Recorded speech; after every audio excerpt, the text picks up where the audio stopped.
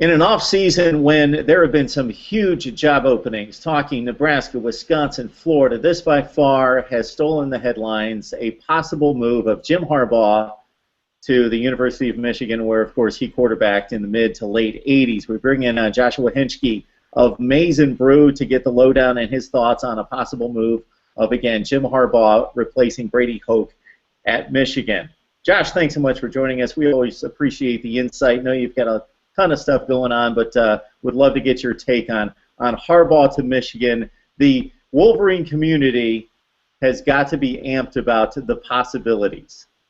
Yeah, I mean, absolutely. I think, just from the standpoint of Michigan going after Harbaugh, I think, it's a positive sign that, Michigan's focused on, getting this right and making sure that, they want to start being serious about winning. Not that they weren't serious before, but, going after Harbaugh as hard as there supposedly are, and even, offering him, an insane contract. I mean, I think it shows that Jim Hackett is serious about kind of changing the, I wouldn't say losing culture, but just their losing ways as of late. I think it shows that they're really serious about this. Yeah, the Big Ten's in a situation where they are put on the same level as the SEC in regards to prestige and history. Obviously, they haven't played that way in the last 5 or 6 or 7 years. It could be argued how far back the decline has taken place. Michigan being a program that the Big Ten needs to have be at that elite status to take on from a national standpoint to everyone else. Jim Harbaugh would make a big splash. We would assume that big recruits would follow. Michigan recruited pretty well against under Brady Hoke and Rich Rodriguez. So there seems to be a bit of an issue with the Big Ten academic standards versus bringing in big-time football players. There seems to be a conflict there. Also, Big Ten assistant coaches aren't paid what some of the other big conferences, specifically, again, making the SEC comparison. So do you feel that the administration may be veering from some of the precedents that have been set previously in regards to academics and where they stand in regards to football? Football's always been huge, but trying to keep things in a certain priority. Well, I don't think their status on academics has necessarily changed if Harbaugh is named the guy. He did very well, recruiting at Stanford, winning at Stanford, and bringing in guys with arguably a much tougher academic restrictions at Stanford compared to Michigan. Like you said, I mean, Michigan, their academic standards aren't exactly the easiest to get into by any means.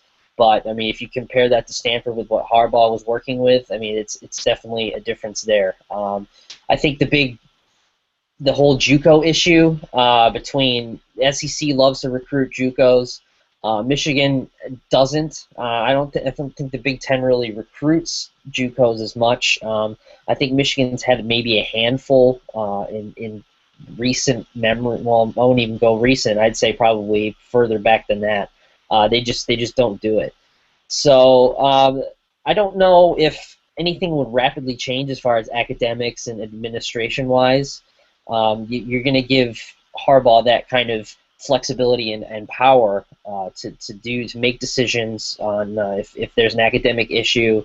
More than likely, Harbaugh is going to be the guy that approaches a player. It wouldn't be, let's say, Jim Hackett or whoever the athletic director is. Any statements that needs to be out, that'll be Harbaugh's responsibility to do, and that's what he wants.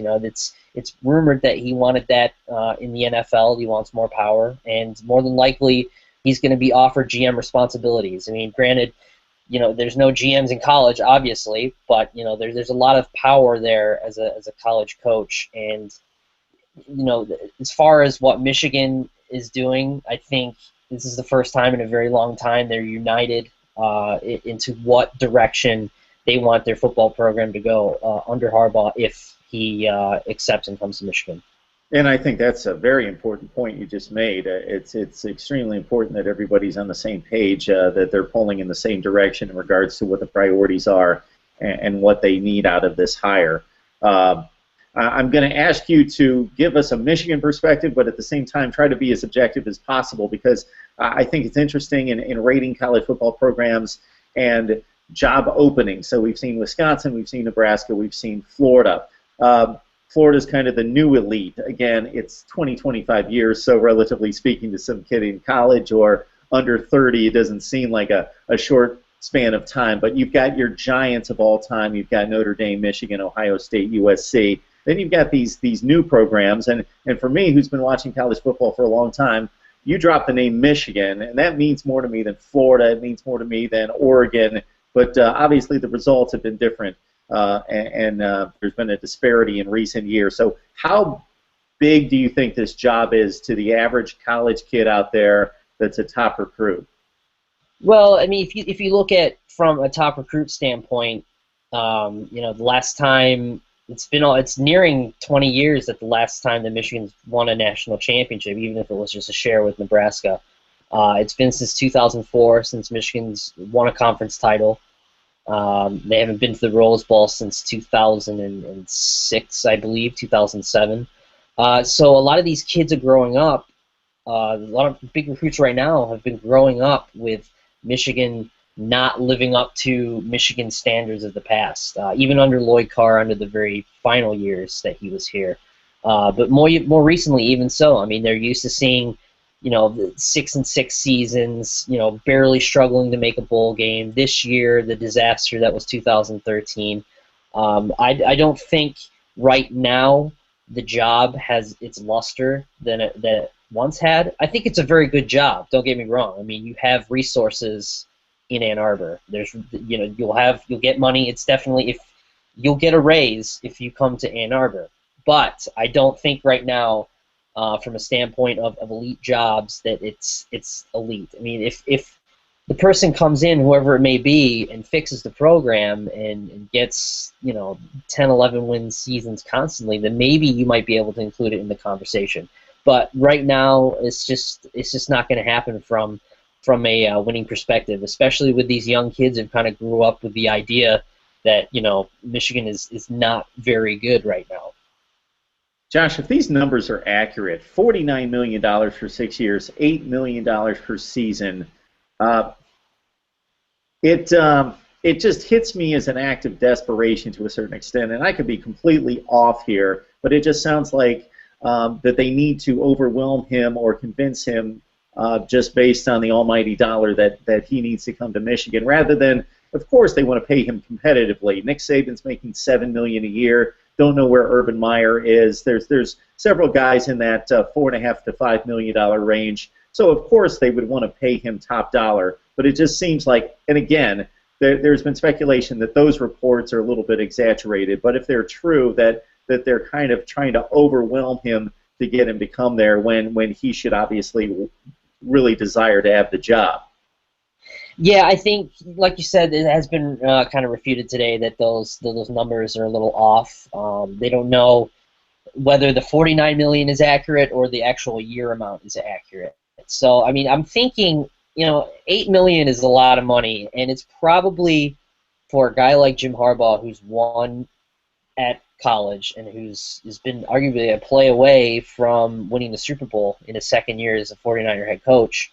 I think $8 million is market value, and I think that's what an NFL team is probably going to offer him, and will offer him. Especially with the added responsibilities, it kind of bumps up his price a little bit. But considering he's making $5 million now with the 49ers, you'd obviously have to offer him a raise, whether that's $6 million, $7 million, or $8 million. I mean, it's definitely considering.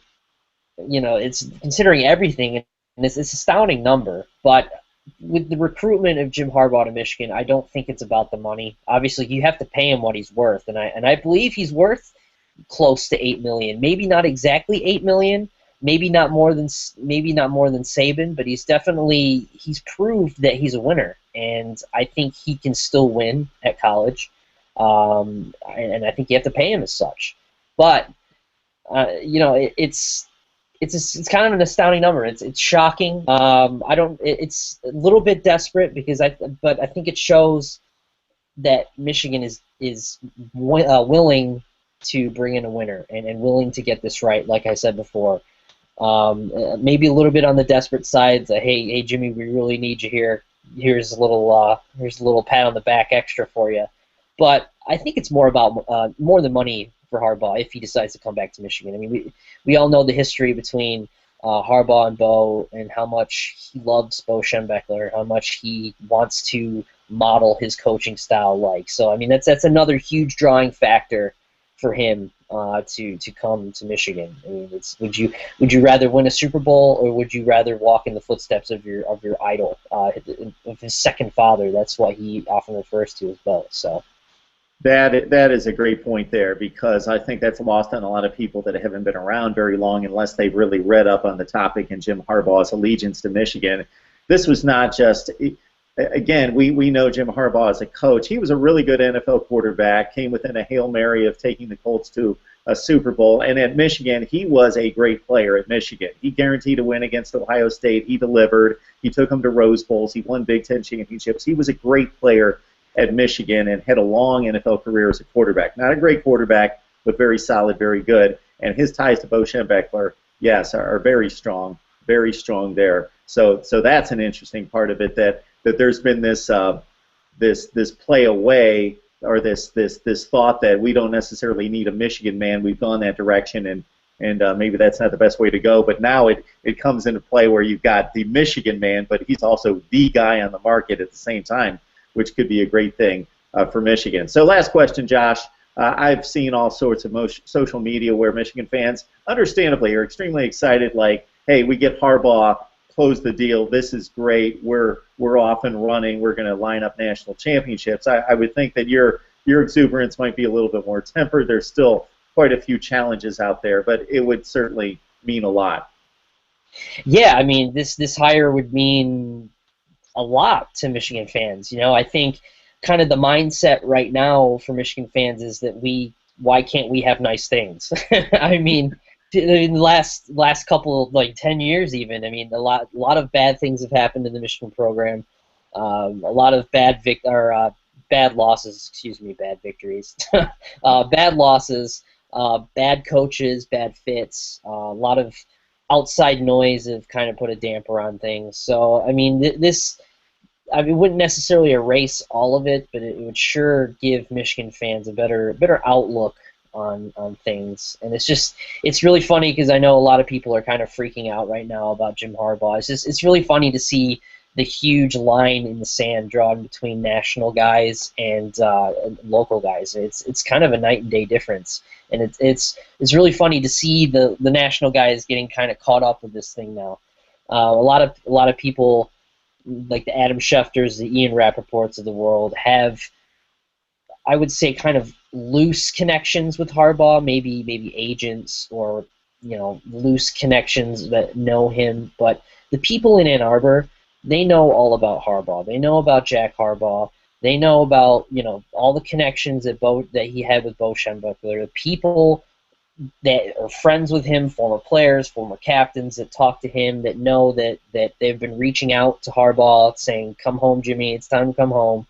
I spoke to Bo Schembechler's son the other day, and he even said that, you know, that Bo would think that it's time for Jim to come home, and I think that's kind of the attitude right now around the program. So, you know, whether that happens or not, it remains to be seen. And, you know, Jim's got a lot of things to think about here in the coming weeks. Joshua Henshcke of SB Nation's Amazing Brew. Please check out his work there. Those guys do a tremendous job keeping up to date on Michigan football. Definitely one of the mainstay hubs that I need to go to keep track of the major programs in college football. So Jim Harbaugh to Michigan, I think it's even bigger than Michigan. And I know you don't care so much outside of the Michigan program, but it would be huge for the Big Ten. They need a shot in the arm as well, and it's Urban Meyer and Ohio State right now, and they need Michigan. They need Michigan State, obviously, is there as well. So, Josh, thanks so much for the time. We appreciate it. Not a problem. Thanks for having me on.